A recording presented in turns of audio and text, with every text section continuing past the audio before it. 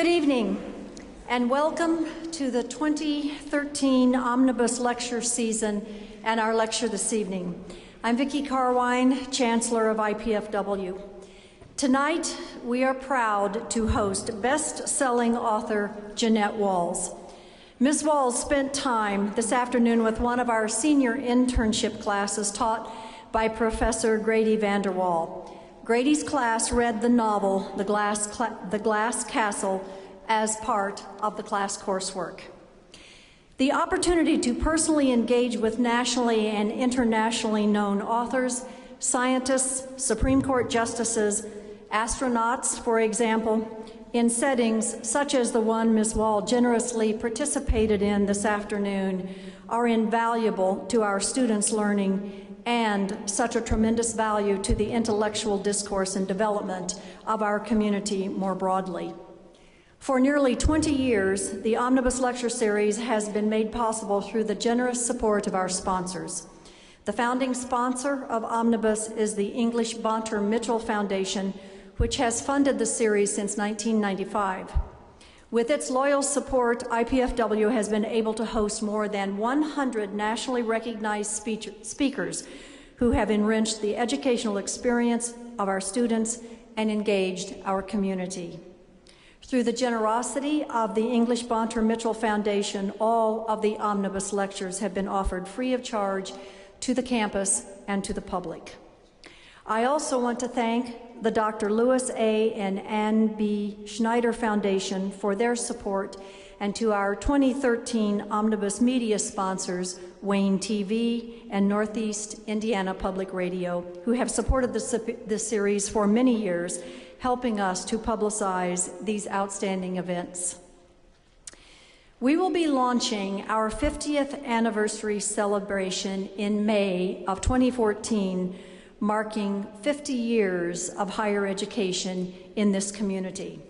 As you entered the concert hall this evening, you were handed a form entitled 50 Reasons to Celebrate IPFW.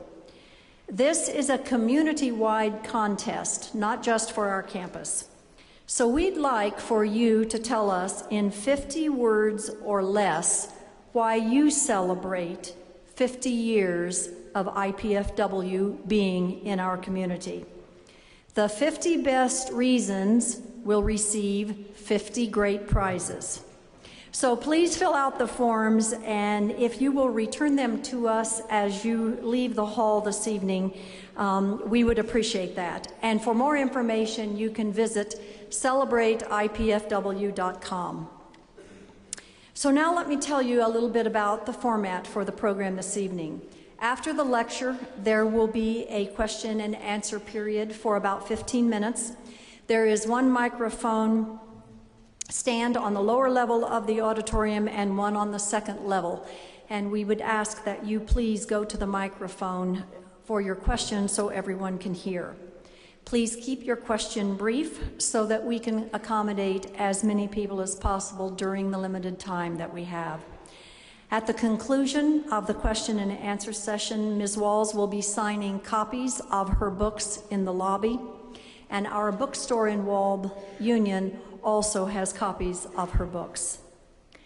At this time, let me introduce to you Lisa Ray Vartanian, Associate Professor of Psychology and Director of the Gerontology Certificate Program, who will introduce our speaker this evening. A lifespan developmentalist, Professor Vartanian teaches the full range of developmental psychology courses: child psychology, adolescence, adult development and aging, and death and dying, in addition to elementary psychology and the psychology department's orientation to the major. Her work with students in and out of the classroom has been recognized with a number of awards for teaching and for academic advising. Although her primary professional passion is teaching, Lisa finds time to continue her work on social and social cognitive development during adolescence and emerging adulthood. Her current research focuses on the roles social media may play in those domains of development, as well as the developmental liabilities of intrusive or helicopter parenting. Please welcome Professor Vartanian.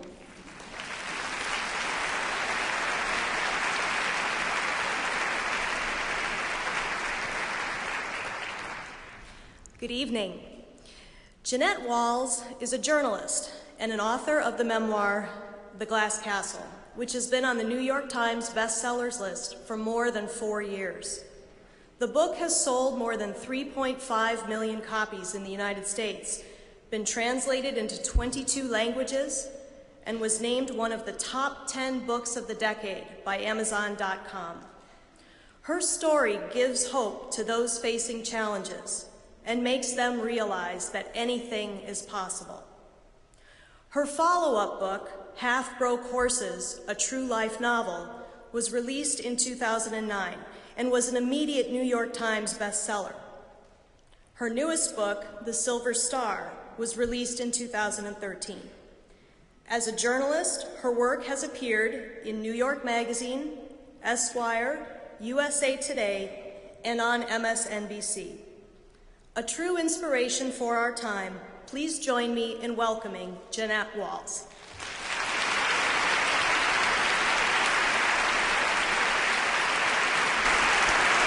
Thank you.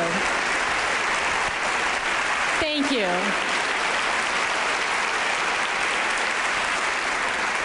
Thank you, Lisa. Thank you, Fort Wayne, and thank you for Purdue University.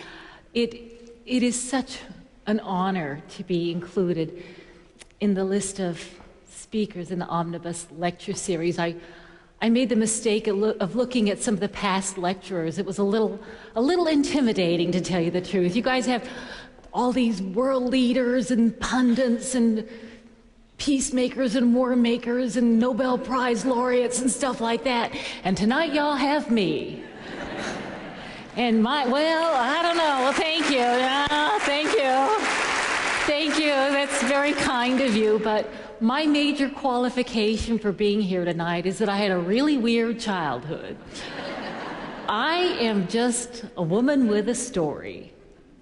That's all I am. I'm a woman with a story. But the telling of that story has hugely changed my life. And some people have told me that hearing or reading my story has actually changed their lives as well. So what I would like to do with our time together this evening is share with you some of the lessons that I have learned in the process of having told my story. It's ironic that it gives me such joy to be standing here sharing my story with you all, because for most of my life, my story was a source of deep shame for me. I used to write about celebrities for a living. That is not the source of shame. I know it should be, but it's not. In fact, I thought I was pretty hot. I lived in New York City in a fabulous apartment. I went on television discussing celebrities, and one day I was all decked out, fabulous designer clothes, going to some fabulous celebrity party, and my taxi got stuck in traffic a couple of blocks away from the party that I was going to. I glanced out the window and I saw a homeless woman rooting through the garbage. Now, to most New Yorkers, she just looked like your average run-of-the-mill homeless woman. But I got a good look at her and I realized it was my mother. And the emotion that overwhelmed me was not love for a mother or even compassion for a homeless person. It was fear. I was terrified that my mother would look up and she would see me and she'd call out my name. And somebody who was going to the same fabulous celebrity party that I was going to would hear her. And my secret would be out, the fact that while I was living on Park Avenue and writing about celebrities, my mother and father were homeless on the streets of New York City. So to my eternal shame, I slid down in the back of the taxi. I hid, and I called up to the driver to take me home. Once I got home, I paced around the apartment, and I glanced in the mirror, and I didn't particularly like the person I saw there. I got together with Mom a couple of days later. I said, "Ma, what the heck am I supposed to tell people when they ask me about you?" And she looked at me as though I'd asked her a really stupid question. And she said, "Tell the truth." She said, "That's simple enough, just tell the truth." But I thought, I could never do that. It's too weird. Nobody would get it. And moreover, I was completely convinced that if people knew the truth about me, that I would lose everything.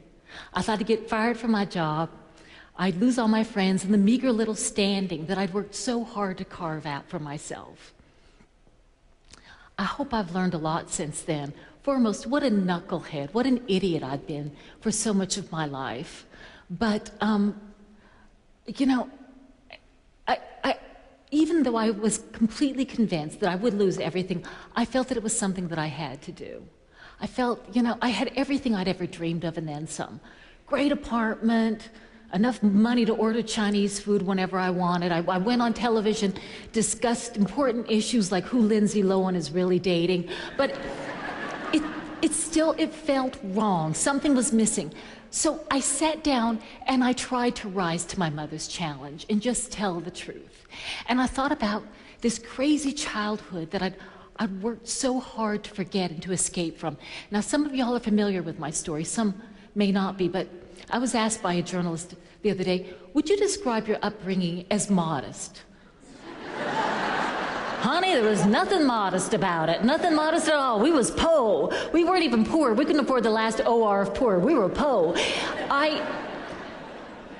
My very earliest memory, I was 3 years old. We were cooking, my mother, she's an artist and she's never much cared for domestic chores. We were living somewhere out in the desert, in a trailer somewhere in Arizona, I believe.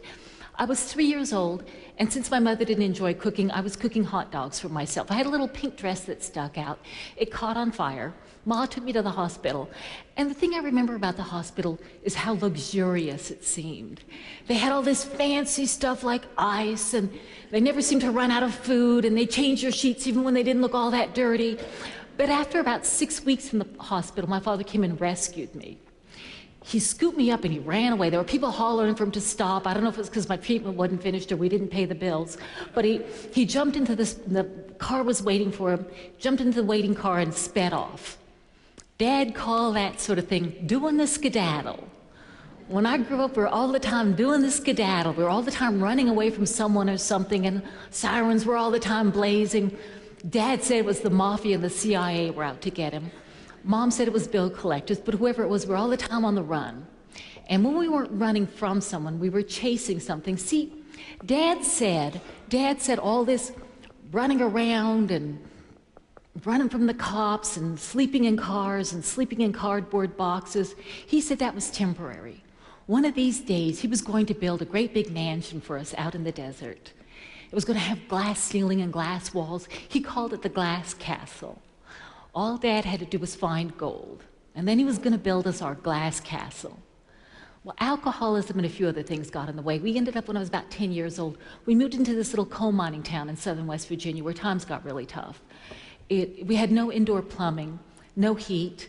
The place was wired for electricity, but we never paid the bills, so I learned to read, or I grew up reading from candlelight and flashlights and kerosene lights. But if Dad taught me how to do anything, it was how to do the skedaddle. So when I was about 17 years old, my older sister and I had hatched a plan to move to New York City, and came up to New York, and things got sort of normal, and I got a decent job, got into a decent school, paid the bills, the cops stopped chasing us, and for the first time my life was kind of normal. I'm getting ready to go to school one day, I'm listening to the traffic report, and the DJs are laughing about some van that had broken down on the FDR Drive because the contents had spilled out, and dog was playing keep away with the cops, and they were making Beverly Hillbilly jokes. But my heart sort of seized up because it reminded me of the kind of things that was always happening when I was growing up, and I thought, that poor family, I hope they're going to be okay. And then I didn't think a whole lot more about it until later on that day, I got a call from my mother. She said, "Jeannette, it's your mom. We've moved to New York City." I said, "Ma, did your van break down on the FDR Drive?" She said, "How did you know?" I said, "Oh, man, it was on the radio." And she took this as a really good sign because she figured her art career was really going to take off in New York City. They're already famous here. They moved in with my sister, and they caught her place on fire. Then they moved into a welfare hotel, and they caught that place on fire. And then they moved into their van, and that got towed. And so they ended up on the streets. And by this time, my career had sort of taken off, and I was on television, just living in fear of being discovered as you know, the daughter of the crazy drunk and the crazy artist. First time in my life, I wasn't defined as that. And my father actually managed to become the town drunk in New York City, which is quite an achievement. And but I wanted nothing to do with them. I thought I could escape them and be the woman without the past. be a woman that came from nowhere, but the past has a funny way of catching up with you.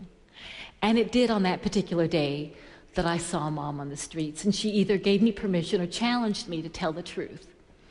And so I sat down and tried to confront the truth. Now, anybody with siblings who's compared notes about your childhood knows, as someone much wiser than me once said, the truth is a liquid and not a solid, and it takes on many shapes. And so in sitting down and trying to figure out what is the truth, I had to ask myself, whose truth? My very favorite memory from my entire childhood is when I was 5 years old, and we had no money for Christmas presents. My father took each of us children out into the desert night, and for our Christmas present, he let us choose whatever star in the sky we wanted. I've never been very subtle. I chose the brightest one, Venus. Dad had to explain to me Venus wasn't a star at all, it was just a planet. I wanted it anyway. Dad said, what the heck, it's Christmas, you want a planet, you got a planet. And he gave me Venus, and it is my most treasured gift ever. To this day, when I see Venus up in the sky, I think, that is mine, I own that. I love that gift so much, and I love that story so much, that I told that story at my father's funeral. After I finished telling the story, my sister Lori folds her arms. Lori's a couple of years older than me, a lot smarter than me. I always saw right through my father's BS. Lori folds her arms and said, isn't that like that sorry SOB dad of ours to go give away something that doesn't belong to him in the first place? And I thought about that comment a whole lot while I was working on my story, because Lori's absolutely right. Dad's giving me Venus was a completely meaningless gesture. But I'm right too. It was a priceless treasure. It is whatever you choose to make of it. And I think you can say that about so many things in life. You can say that about the glass castle itself. Dad never did build us that old glass castle.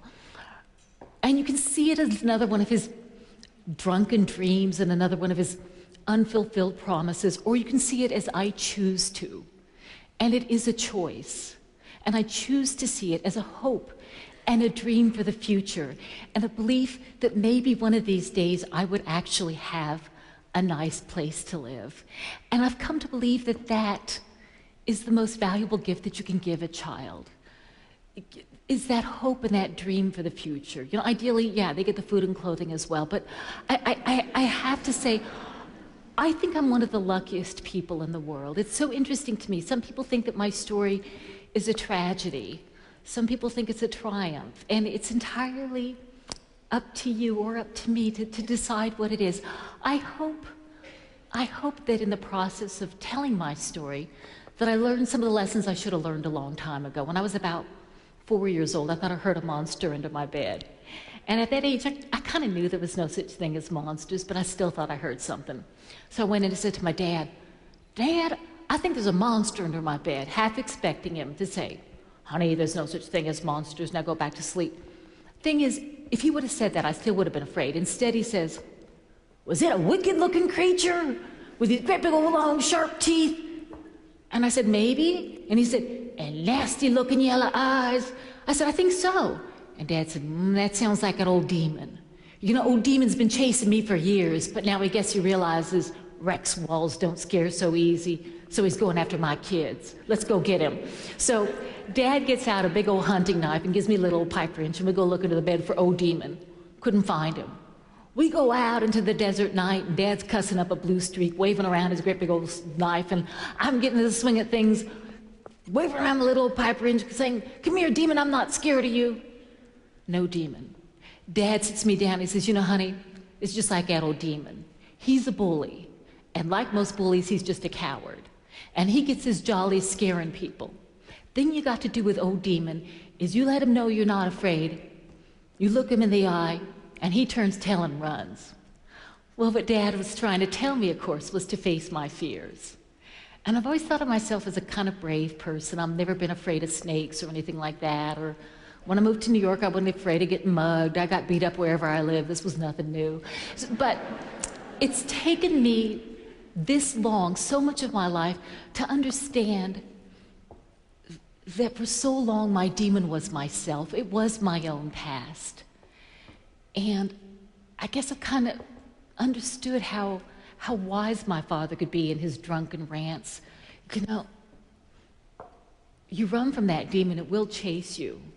But if you get to a position in life where you can look your demon, your past, in the eye, and confront it, it really, really can't hurt you. And if you're as lucky as I've been, what you do is you put a harness on that demon and put him to work for you. And that's something it took me a long time to figure out. As I said, you know, some people think my story's a tragedy, some think it's uplifting. And as such, I've been fascinated by reviews and talking to students as I did today and hearing people's take. And I'll confess, I've looked at Amazon reviews once or twice a day. But there was one review that just about knocked my socks off. And it was left by a woman named Becky. And Becky wrote that as she read my story, she was saddened and shamed. And that's because she'd been one of my classmates back in West Virginia. And she was one of the kids who didn't want to have a whole lot to do with me because I dressed pretty shabby, and the truth is I smelled pretty funky. But those weren't her words. Her words were that I was so different. And she wrote that as she read my story, she wondered how my life might have been different if I'd had a friend, how much I would have learned from having a friend, and how much she might have learned from me. And she said she wished she could look me up to apologize to me. And I immediately looked her up, but I was calling to say that no apology was necessary. I remember how tough those teen years can be. You know, kids are always being told these are the best years of your life. Oh, not for me, you know. But it's hard. There's so much peer pressure. And if somebody comes along who's lower than you on the totem pole, it's awfully difficult to resist the impulse to put that person down and a mistaken belief that putting somebody else down is going to make you feel better about yourself. You know, it's an impulse a lot of us adults find difficult to resist. And I told Becky if the roles had been reversed and I'd been the popular kid in class and somebody like me had come along, I don't know if I would have had the moral courage, the wherewithal to have defended, much less befriended somebody like me. And I got to talking to Becky a little bit. And she's a good woman. She has nothing to apologize for. She's a nurse, and she helps disabled people. And she told me that's one of the reasons she became a nurse. She always felt guilty about the way she treated me. I got to thinking about it, that maybe I was a little bit of a demon for Becky. Not a great big old demon, but a little tiny demon there in the corner saying, "You're a really bad person." Because Becky, she figured out a long time ago what it took me a long time to figure out. You know, we all have things from our past. Things that we're not nuts about, things that were done to us or weren't done for us, or maybe that we did. And we've all got these demons. And the trick is not to run from or to pretend that they don't exist, but to confront them and put them to work for us.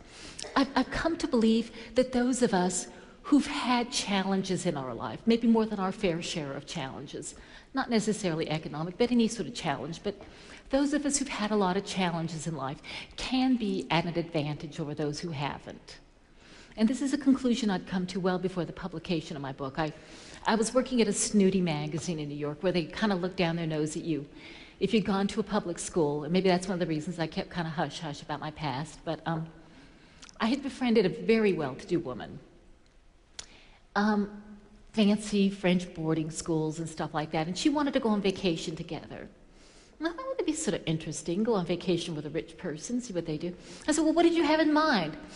And she wanted to go on something called Outward Bound. Now, I had never heard of this here Outward Bound thing before. And she explains to me that you pay a rather substantial amount of money, and then you go into the wilderness, and you forage for food.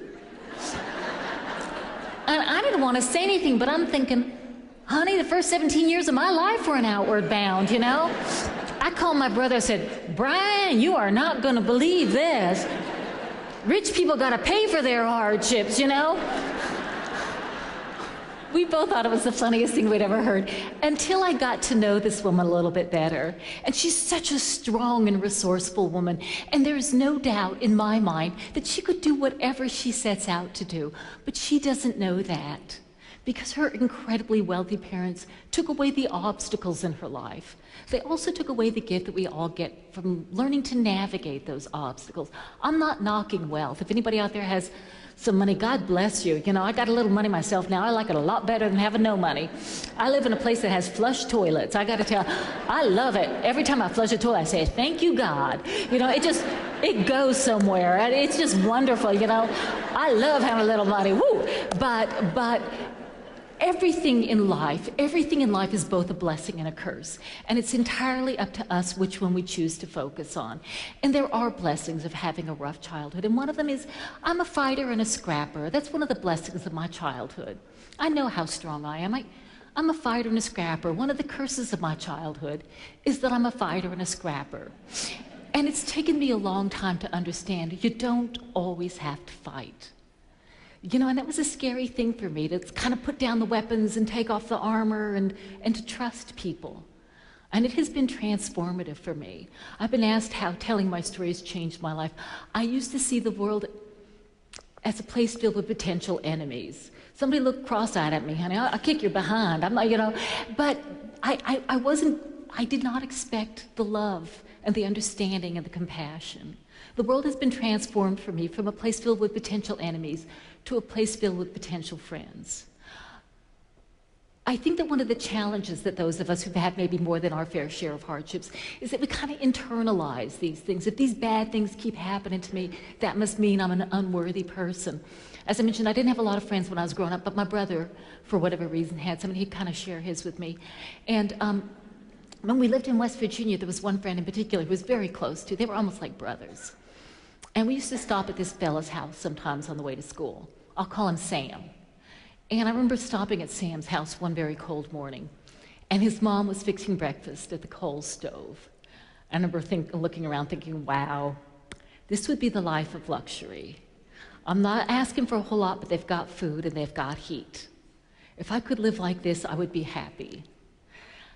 Sam was sitting at the kitchen table drawing a picture of a horse. My mom had been giving him art lessons. He was actually a quite talented artist. And right then, Sam's father came downstairs, saw what he was doing, and smacked him upside the head for putting on airs and thinking he was an artist. And I remember thinking at that moment, I'm the lucky one here. We might not have food and we might not have heat, but my parents would never make fun of our dreams. My father gave us our dreams. In fact, after my book came out, Primetime Live did a segment on it. My brother and I went back to this little town in West Virginia where I grew up, and we ran into Sam. I wouldn't have recognized him. He's had a tough life. But Brian spotted him right away, and they ran up and did this weird West Virginia guy hug thing where you don't touch. And Sam said, so what are you up to, Brian? And my brother said, I'm a cop. Sam said, no kidding, I'm a criminal. And so they compared notes of the various arrests. And Brian said to me afterwards, I think Sam's kind of happy that we sort of went into the same industry. But truth is, it broke my heart, just broke my heart. Brian and Sam, two peas in a pod, so much alike. One becomes a cop and the other becomes a criminal. Now, why is that? And it really haunted me. And the thing I keep coming back to is the glass castle. It is that hope and that dream for the future. I believe that if a child has that, if any human being has that, and I got to say, and I'm not saying this just because I'm here on behalf of a university, but a love of education. I think the good teachers out there are saints walking this planet, and education is the great equalizer. But you can't have a love of education if you don't have a sense of self-esteem, and if you have that sense of self-esteem, you're going to get that love of education. The two go hand in hand. I used to think that the way to feel good about yourself was to feel superior to other people. And as such, the story doesn't reflect too well, I'm going to tell it anyway. As such, I'd been living in New York City for a couple of years, and as I mentioned, I thought I was all that. I thought I was something, because going on TV. And I thought I was going to go back to this little town in West Virginia where I'd grown up, and I was going to show those hicks a thing or two about what a sophisticated New Yorker I'd become, as y'all can tell from my sophisticated New York accent up here. So I decided I was going to have dinner at this restaurant that I'd always been kind of intimidated because it struck me as sort of fancy. It was a coffee shop, but you know, everything is relative. So I put on my best clothes and I sashay into the coffee shop and take a prominent seat, you know, in the red booth. And the waitress comes over and hands me a menu, and I open it up and it says, "Special today, fish." Now, I knew from having lived in New York City and eaten at fancy dancy restaurants, you know how the waiter comes over and he says, "Oh yes, the special today is a lovely Chilean sea bass with a caramelized crust and couscous, blah, blah, whatever." And so the waitress comes over and she says, "Can I help you?" And she looked like a nice enough woman, like might have had a kind of tough life, had some dental issues going on, but I'm sure she was a nice woman. But so she said, "Can I help you?" And I said, "Yes, what is the fish?" Now, I was being a jerk, because I knew darn good and well what the fish was. It wasn't some lovely Chilean sea bass with a caramelized crust, blah, blah, blah. It was a little square piece of fish with breadcrumbs. It was fish sticks, which happens to be my favorite fish anyway. But I was trying to humiliate the waitress into saying, "Oh, this is not a fancy restaurant like you're obviously used to eating at," so that I might feel superior to her. So I said, "What is the fish?" And she said, "Excuse me?" And I said, "The menu says special today fish. What is the fish?" And she looks at me to see if she'd heard what I just asked her. And then she looks around to see if anybody else had heard what I just asked her. And then she clears her throat and says, kind of slow and careful so as I can understand her, "The fish is an animal what swims in the water." So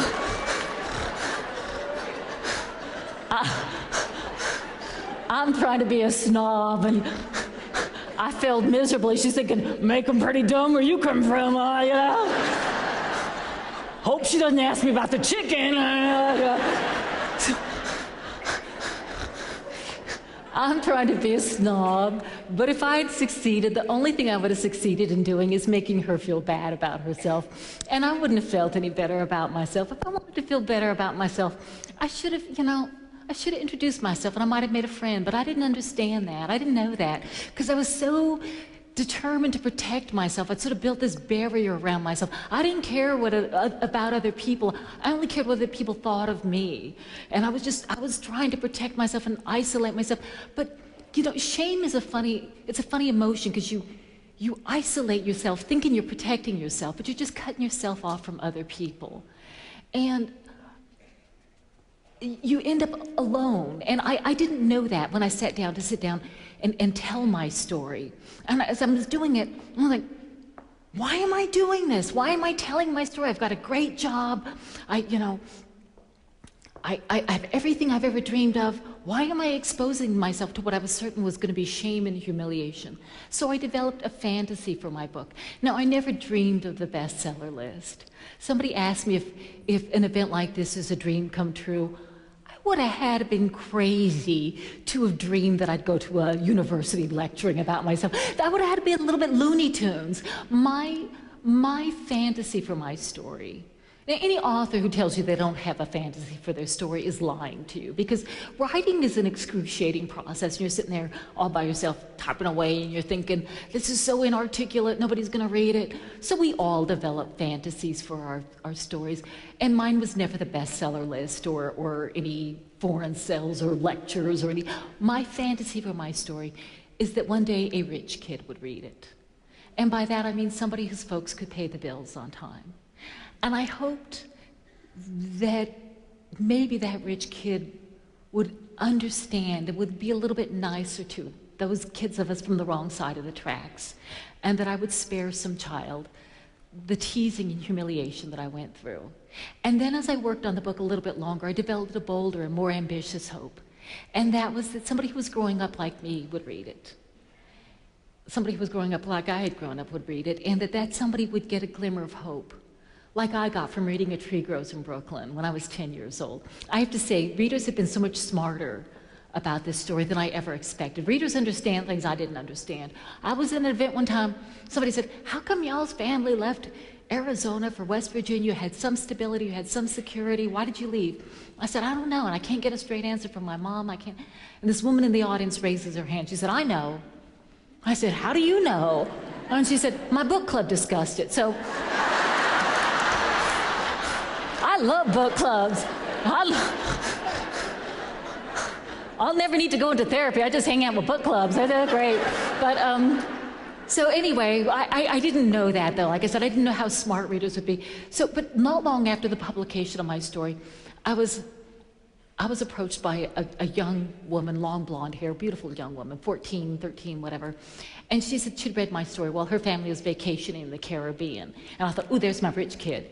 And she said, you know, there's this girl in my class, and she always wears these ugly, out-of-date clothes. She's got this nasty, greasy hair. And me and all the other cheerleaders always make fun of her. And she said, and now I understand. And I will never make fun of her again. And I thought, the Lord can strike me down with lightning at this moment, and I could be fine with that, because I've done my job on this planet. If I have made that one person understand, and I have to say, kids are so much more empathetic than I ever dreamed. Kids are smart, and if you expose them to these stories, some people ask me, how can I teach my child who has so much privilege and so many things, how can I teach them to appreciate what they have? I think that just exposure, you don't have to lock them in the basement or take away their food. Kids are smart and compassionate.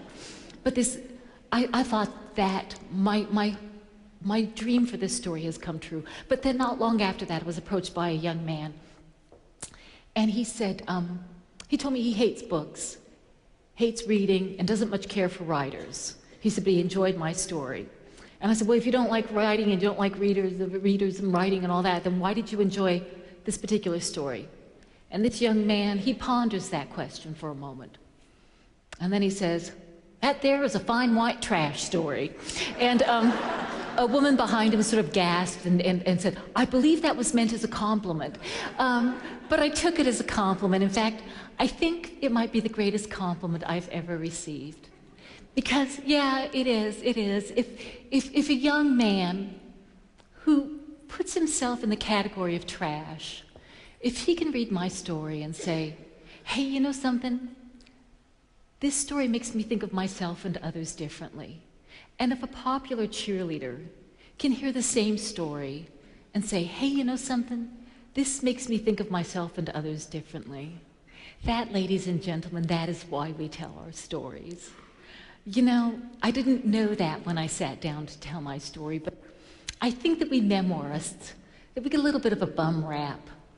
Some people think we're these exhibitionists. Oh, these awful things happened to me. Please feel sorry for me. But that's not it at all. What we're saying is, this is my life, and maybe you can learn something from it without the nasty business of actually having to go through it.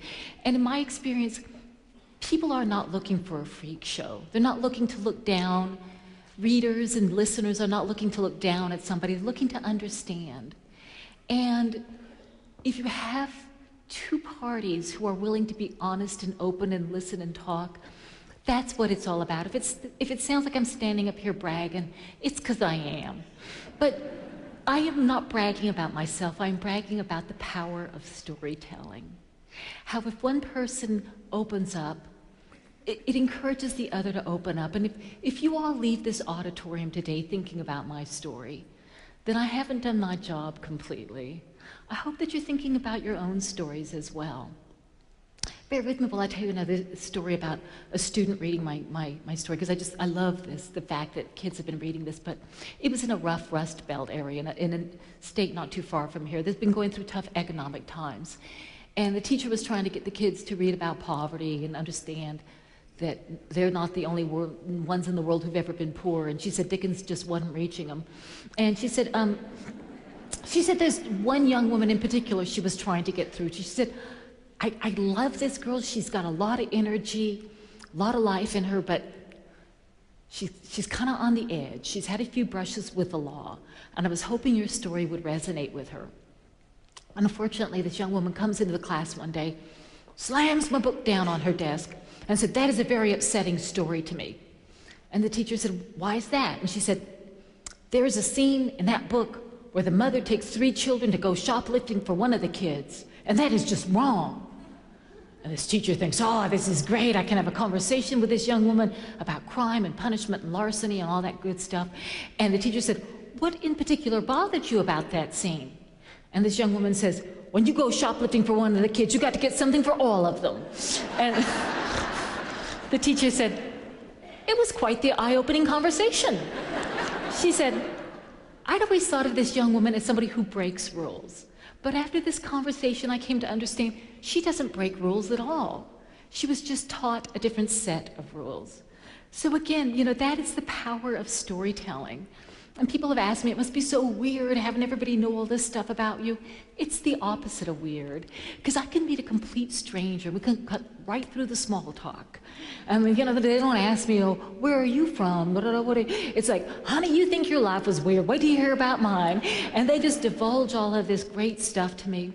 There was a woman one time who told me this amazing story about having been locked up in the basement by her mother. And she found a way to escape and sneak out one of the windows and go to a local library where she studied nursing. That was her dream, was to become a nurse. And a librarian discovered her there and helped her get into nursing school.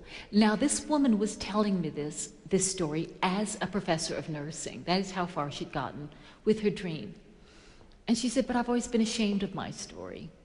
She said, but after having heard you talk about yours, I think I'm ready to share my story with my children. They're always asking me, and I always change the topic. I said, I think that's wonderful, and I think you'll find that kids can be really smart and compassionate about this sort of thing. How old are your children? And she said, 31 and 33. And I didn't know whether to shake this woman or hug her, because I heard this amazing story about triumph and survival, and she's ashamed of it. And then I think, why would you be ashamed of that story? That's such a great story. Then I remember, oh yeah, I was embarrassed by my story too. I think that sometimes we're our own toughest critic. And I think that sometimes seeing our story from somebody else's eyes, I think that the thing that so often we like the least about ourselves is the best thing that we have going for us. And I completely believe that the worst experience in the world has a valuable gift wrapped inside, if you are willing to receive that gift. Sometimes it takes a lot of unwrapping to find that gift. Sometimes the blessings have a very good disguise, but there's always something to be gained. Sometimes it's just a lesson. And for me, part of that lesson was some of the incredible gifts that both of my parents gave to me. You know, I told you my fondest memories from my entire childhood is when my father gave me a star. My worst memory was when I was put in charge of the household when I was 13. And I thought I could be a better mom than my mother was. I thought I could get my dad to stop drinking, pay the bills, get our finances back in order, maybe get the electricity turned on, and maybe buy us all a pair of shoes. And in no time at all, I was giving my dad beer money. And I came to realize, you know, I'm not a stronger woman than my mom is. And as much as I love my father, he's an alcoholic, and I couldn't change that. And it was the worst experience in my life. It was also the best thing that could have happened to me, because it gave me the kick in the behind that I needed to realize that as much as I love my father, and I believe he loved me in his damaged way, I couldn't fix him. And anybody who's ever loved an alcoholic or any addict knows how they will break your heart, and you cannot help somebody who is not ready to help themselves. I wrestled with whether or not to include that story in my book, but it was pivotal. More difficult was depicting my mother, who's such a complicated woman. And I believe she has many good qualities and some not so good qualities. I offered to show Mom my book before it was published. She had no interest in reading it. She only read it once it became a bestseller. She said, well, it must be good. Other people like it. And there was one scene in particular that I really wrestled with whether or not to include, because there was one episode where we kids hadn't eaten for days and days, and my mother had a candy bar hidden away, and I could have easily left that story out and nobody would have said, hey, there's a plot hole here. You know, so even though my story is nonfiction, we shape our truths by which stories we tell and how we choose to tell them. Whether it's in a memoir or in life, we all shape our truths. And in sitting down and trying to put my life into some sort of cohesive form, I had to decide whether or not to include that particular episode. And unfortunately, that sort of thing happened on a number of occasions. I thought it was kind of revealing about my mother and my relationship with her. So after some soul searching, I decided to include it. If I'd shown it before publication, Mom had asked me to take it out. I don't know how I would have said, the public has the right to know, but she's never mentioned that particular scene. She was upset with my description of her driving, but other than that, she's been pretty much okay with the book. In fact, she helped me publicize it. She was pretty good. She went on Primetime Live. She went on, interviewed by People Magazine and Vanity Fair. She went on the Oprah Winfrey Show with me. That was a hoot and a half. Because my mother at the time she was still living in an abandoned building in lower New York City, without heat, without running water, with a hole in the wall, the size taller than I am, that you just put a garbage bag over to keep out the elements. Just very, very primitive conditions. And Oprah flew us up to Chicago, put us in a fabulous hotel. And I was going to take Mom out to a nice restaurant the evening before, but the flight was late, so I just called her room and I said, order room service, Ma, I can't deal with a hotel. And she said, I looked at this menu, this entrees are $38. I could never order a $38 entree. I said, don't worry, Oprah can afford it. So she ordered 3 of them. So we're going into the show the next day. I have to say, Oprah has the tightest security of any show I've ever been on. I think I've been on them all. And they put us through metal detectors and they patted us all down, opened up all of our handbags and searched them. And when they open up Mom's, they pull out this big old sirloin steak and then they pull out her salmon. So I'm not going to stand up here and tell you that Mom, you know, she's still capable of embarrassing me. Oprah's describing how Mom became homeless, and then afterwards, I'm sitting there on the dais with Oprah, and Mom comes to us and says, Jeannette, I was never homeless. But this is before the whole James Fry controversy. I know where Mom's going. I was like, oh, ixnay, Ma, we'll talk about this later. She said, but I was never homeless. I said, Ma, you lived under the George Washington Bridge for 6 weeks. And she said, right. That was my home. And this is the capacity that my mother has to always look on the bright side of things. Some people would say it's a form of denial. She, of course, would deny that. But she always, you know, Mom sees the bright side of everything. And I've realized it's a bit of a defense mechanism and helped her get through some tough times. It also prevented her from seeing how truly bad the situation was for her kids. But she's the quintessential optimist. And if Dad gave me the gift of dreaming, Mom gave me the gift of optimism. Mom sees the bright side of everything. One time I was frustrated about how her life was going. She was fine with it. And I wrote up this list of things she needed to do. And she said, Jeannette, you worry too much. She said, things usually work out in the end. And I said, Ma, what if they don't? She goes, we're just not at the end yet. And it's that belief that things would work out that has just gotten her through some tough times. And the funny thing is, I've come to believe she's kind of right sometimes. I mean, not too long ago, several years back, the abandoned building where she'd been living for so long with my father, it caught on fire and she was back on the streets in her mid-70s, sleeping on park benches. I've been trying for years to get her to come live with me in Virginia. I'd moved from New York City. I didn't want her to live with me. I'm not a saint, but we have a place out back. And she said, you live in the sticks. You live in the middle of nowhere. Why would I want to live with you? And I said, because you won't have to sleep on park benches. And she said, I'm not a moocher. I'm not some sort of a charity case. I said, Ma, I'm thinking of getting horses, and I could really use your help. And she said, I'll be right there. And it was such a valuable lesson for me that there's a kind of person who puts their sense of independence and their sense of self-sufficiency even before they put their own comfort or even their security. And I used to be one of those people. And have I gotten so far removed from my roots that I forgot what it feels like to have somebody come and tell me, you need me to take care of you. Well, heck, I do. I can take care of myself. But if somebody comes along and offers you a way to help yourself or to help others, I'm there. And here's the funny thing. Here is one of the miracles. You know, I never expected Mom to actually be any good with the horses. She's been amazing. She's turned them loose a few times because she thinks they should be free. But other than that, Mom grew up with horses. She's been great with them.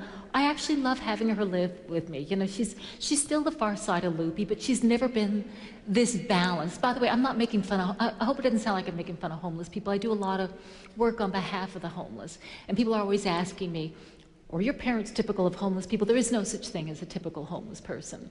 There's as many reasons for being homeless as there are homeless folks. I just have this one story, and I just share that story with you. To put a face behind one of the statistics. But my brother said, don't let her live with you. She's gonna ruin your life the way she ruined our childhood. And he's the first to admit he's wrong. That Mom, you know, she's really genuinely happy. And here's one of the things I did not expect. She has given so much more than she's taken. You know, I needed a new topic for a book. I'm no good at making stuff up, so it was readers who kept suggesting I write about Mom.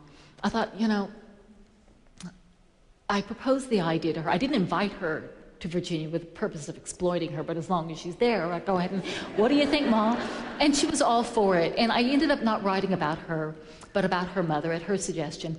And I called it fiction because my mother is pretty much the sole source on it, and I had no idea how much of it is true. But it's about my grandmother, who was a foul-mouthed, horse-breaking, gun-toting, hooch-selling, card-playing school teacher. And she wasn't just the school teacher, she drove the school bus, which wasn't a school bus, it was a hearse with the word school bus painted on the side. And it was all the time getting stuck in the mud. And she'd get the students to get out and push it and recite Hail Marys, and she'd holler at them, "Push and pray, kids, push and pray." And it's become a little bit of a philosophy in life for me, push and pray, you know? I believe in prayer, I believe in the higher authority, I believe in the power of optimism, but I also believe in the power of rolling up your sleeves and doing that hard work that needs to be done. So, you know, inviting Mom to come live with me, I thought I was doing a charitable act. And here she ends up giving so much more. She gives me a topic for a book, she gives me a new philosophy in life. One day I was interviewing Mom for the book about her mother, and she was in a really good mood. Now, my mom's always in a good mood these days, but on this particular day, she was in a really good mood. I said, "Mom, what are you so happy about?" And she said, "Oh, Jeannette, the most wonderful thing happened today." I said, "What's that?" She said, "I fell off a horse." Now, my mother was in her late 70s when this happened. And like I said, she's a talented horsewoman. It wasn't her fault she fell off. My husband cinched her up wrong, so maybe he doesn't like her living there as much as he says he does. But I said, I said to her, "Mom, I know you can put a positive spin on anything, but how could even you think that falling off a horse is a good thing?" And she said, "Well, Jeannette, it's kind of obvious." She said, "Any dang fool can ride, but knowing how to fall, now that takes great talent." And I thought, a lot of wisdom in that. There's a lot of wisdom in that. When times are good and budgets are fat and, you know, everybody's just making money, everybody looks like a genius, right? Everybody just moseys on looking like a genius. It's when we fall that we see what we're made of. And everybody falls. Everybody falls. There is no shame in falling. You know, everybody falls, and all you got to do is you get up. And, you know, there's no shame in falling. The only shame comes if you don't think you have if you don't deserve to get back up. And see, I think that we all are strong enough to get back up. The truly lucky among us have fallen enough times to know that we know how to get up. And the truly, truly lucky among us are in a position from time to time to give somebody else up a hand. You know, and I'm not saying carrying somebody, that's a different story, but to help somebody else up. Because first of all, you don't know when you're going to be the person who needs that hand up, but also because it's the right thing to do, because you don't know when that person who helps somebody up, that you help up, that person might become a hugely productive member of society, but also because it's the right thing to do. There is no shame in falling. There's no shame getting a little hand up from time to time when you're feeling a little bit weak. But you know, we all get up. You got to get up. You know, it's okay to feel sorry for yourself for a few moments, but you dust off your butt and you move on. You just get on. You might decide to do something differently.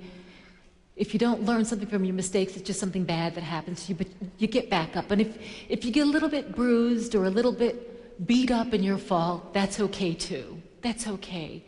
It took me a little while to understand that. I was dating a well-to-do man at one point, and I thought before things get too serious, I better tell him a little more about myself. And so I said, "John, I had a kind of weird childhood. You need to know that." And he said, "Well, how weird?" Well, when I was 3 years old, I was cooking hot dogs for myself, and my dress caught on fire, and I had to go to the hospital and get skin grafts and stuff like that. And he said, "Why are you telling me all this?" I said, I'm covered with scars." And he said, "And you're telling me this because?" "Oh, well, don't want you buying a pig in a poke, you know. I'm kind of damaged goods here." And he said, "You're apologizing?" He said, "Oh, no. Don't ever apologize for your scars." He said, "Those scars are a sign that you've survived and that you are stronger than whatever it was that tried to hurt you." I said, I wish I was nice and smooth like everybody else." He said, "Oh, no, smooth is boring. You've got texture. Texture's interesting." I thought it was about the wisest and kindest thing anybody ever said to me. In fact, I married him. He's my husband. So I thought it was about the wisest thing anybody ever said to me until it wasn't that long ago. I was speaking to a very, very well-to-do crowd in a little resort town in southern Florida, and I told that story about wanting to be nice and smooth like everybody else, and this woman comes up to me afterwards, and she's perfectly dressed and fancy outfit and perfectly coiffed hair and big old diamonds on both hands, and she said, "Sweetie, come here, let me tell you something." She said, "There is no such thing as smooth." She said, "You look close enough, silk's got texture." So that's my parting message to you all tonight. You know, we all have our texture. We all have our texture. They are our scars. They are our stories. Some are visible, some are invisible. Some can be seen, some are on the inside. And some of us are lucky enough to have the silky texture. And some of us are lucky enough to have texture that's a little bit rougher than that. And together, all that texture makes this great big old crazy quilt of society. And all I ask of you tonight is that if you are lucky enough to have that silky texture, just don't think that that somehow makes you less strong. And if you are lucky enough to have texture that's a little bit rougher than that, don't think that that somehow makes you less valuable. It is your texture, they are your stories, and they are what you choose to make of them. Thank you very much. Thank you. Thank you. Thank you.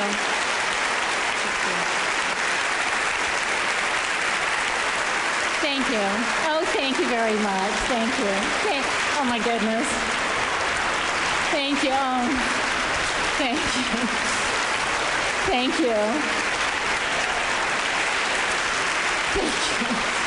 Thank you so much. Thank you. Thank you. My gosh.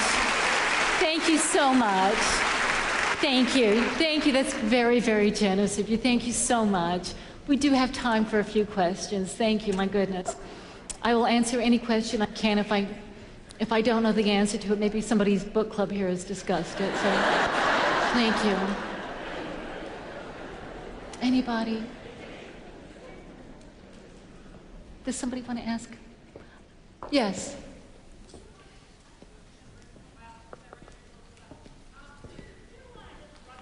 The question is, did I ever want to run away? Did I ever just want to run away? I did, honey.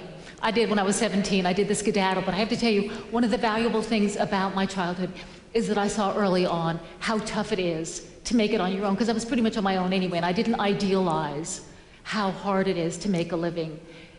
So I knew I had to sort of get my ducks in a row before I left. But yeah, I did. From way early on.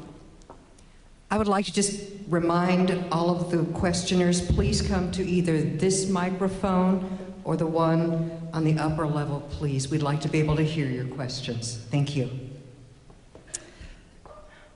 How do you help the homeless? I'm sorry? I'm trying to find eye contact here. I don't. Okay. I work on behalf of a lot of homeless organizations. I contribute regularly to, there's a couple of pet ones that I have. I think that there's wonderful, wonderful organizations out there that work on behalf of the homeless, and I sort of leave it up to them exactly how to handle each case. As I mentioned earlier, a lot of people ask me, are your parents typical of homeless people? And there's no such thing. As a typical homeless person, and I say this very carefully, homelessness is usually not the problem. It's a symptom of another problem, usually. And it can be drug abuse or spousal abuse or somebody's health care running out or mental illness or a big old flood coming along and taking somebody's house. And people who work on behalf of the homeless will tell you that there are the situationally homeless and the chronically homeless.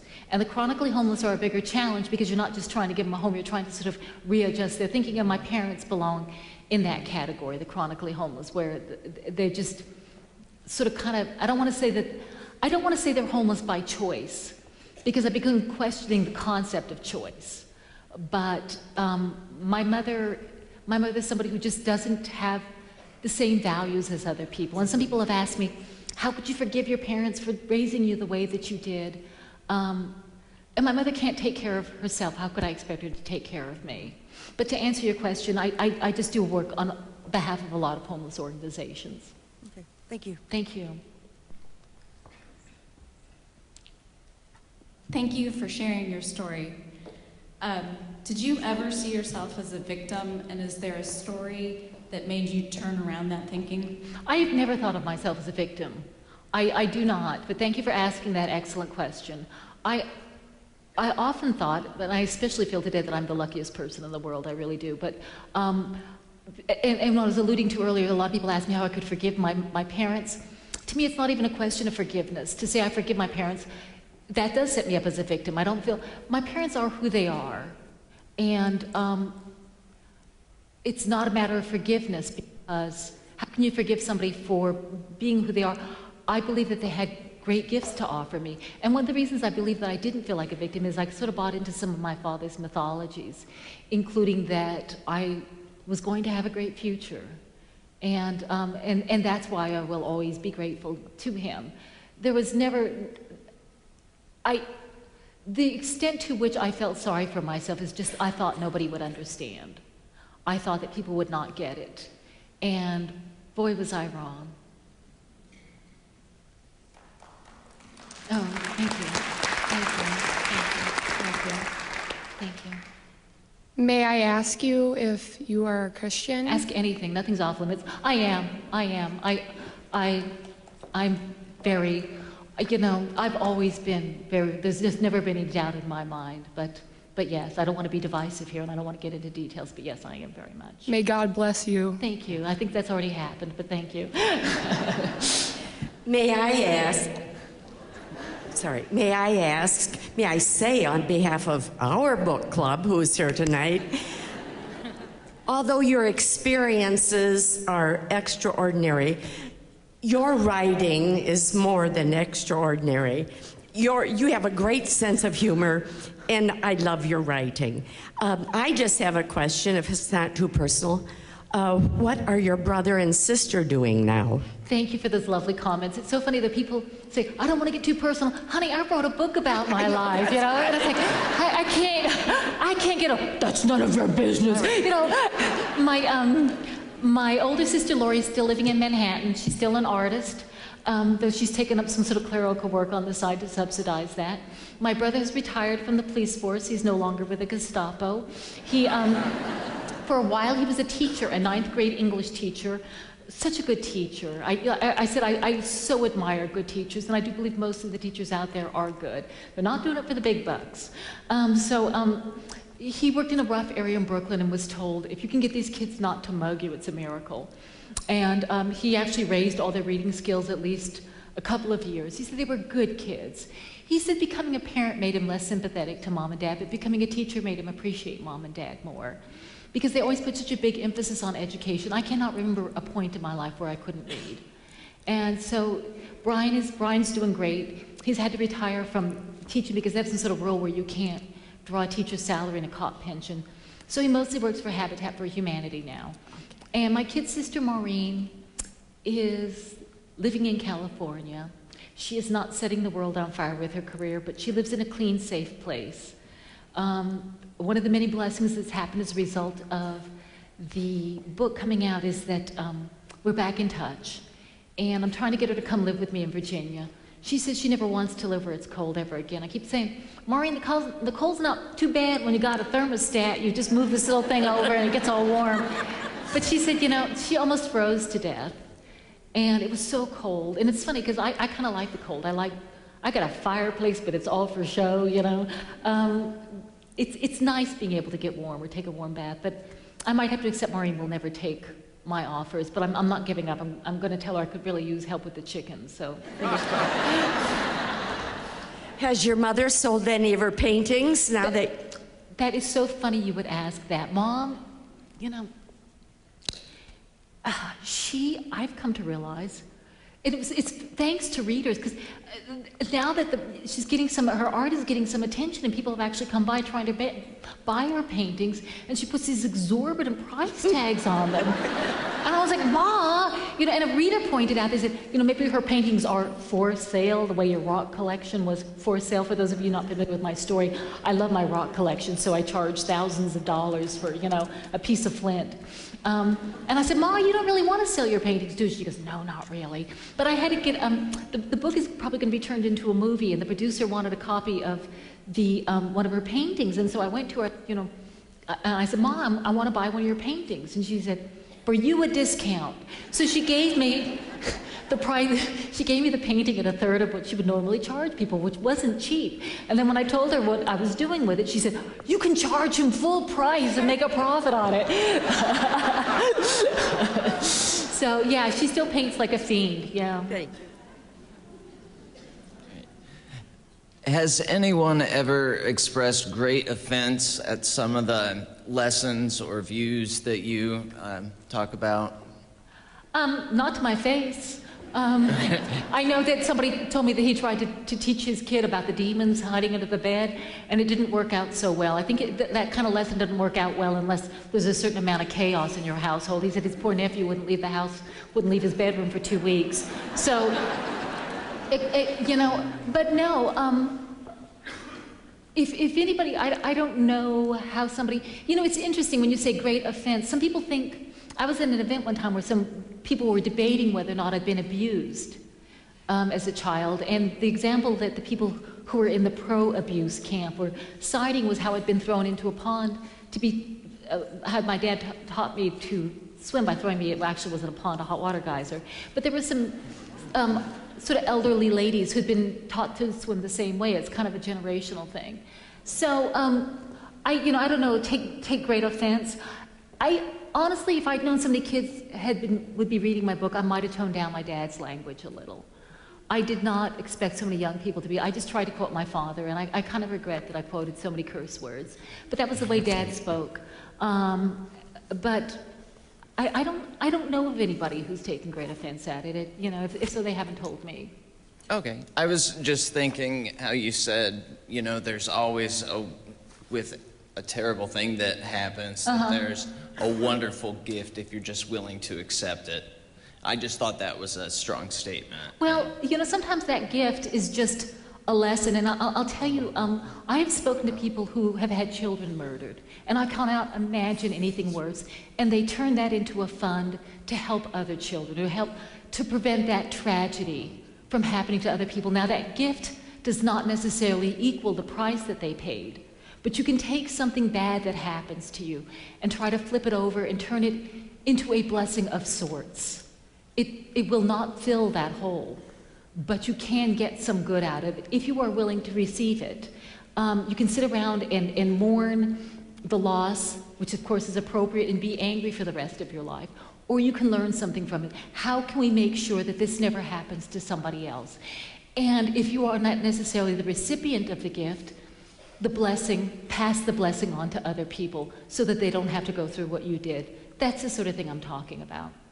All right, thank you. I wasn't offended. Oh, I was just no. curious. No. I was just curious. No, it's a strong statement, and I probably should explain it a little bit more, but I have seen people who have faced the most horrible tragedies, and they somehow manage to turn it on its flip side and find some sort of good in it by starting up a crusade or starting up some sort of a fund to help other people, to make sure that that sort of thing doesn't happen to other people.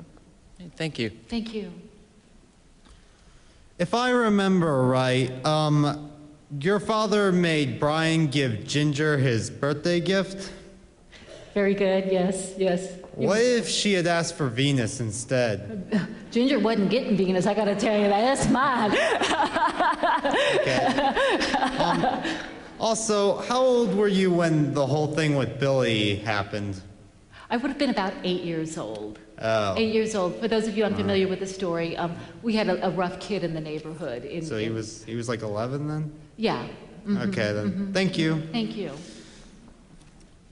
On behalf of my AP language class, your book was one of the most interesting ones I've ever read. Thank you. And I really enjoyed it. Thank you. And I was wondering when you exactly decided that writing a book would be the appropriate thing to do. Thank you for the wonderful comment, and really, you're making me tear up a little bit. I'm so honored that students have been reading the book. I tried when I was in my teens, I tried when I was in my 20s. I tried to write it as fiction. I couldn't think of fake names for us kids. I used all our middle names. I couldn't figure out what I was supposed to fictionalize. It was already so weird. What more could I possibly tar it up? Seeing Mom on the streets was a big wake-up call. It was really my husband, after I sort of came clean about my story, and his first reaction was that would make an incredible book. He later confessed to me that he thought I was a little bit loopy, that I had exaggerated some of the things. And then he met Mom. Like, oh. And he said, you carry this around, and it's complicated, and I can understand how weird it must be for you, but you must tell this story. And he actually was the one who went to our agent. He's also a writer, and he went to our agent and got a contract. And I have many flaws, but missing deadlines is not one of them. And I have to say, though, shortly before publication, I kind of changed my mind and didn't want it out. And I went to my husband, I said, we've got to give back the advance. He said, too late, we've already spent it. I was terrified, I'll completely admit. And when I was writing it, it was not easy. And I was crying, and we're not talking pretty Hollywood tears, we're talking red nose, not slinging, it was a mess.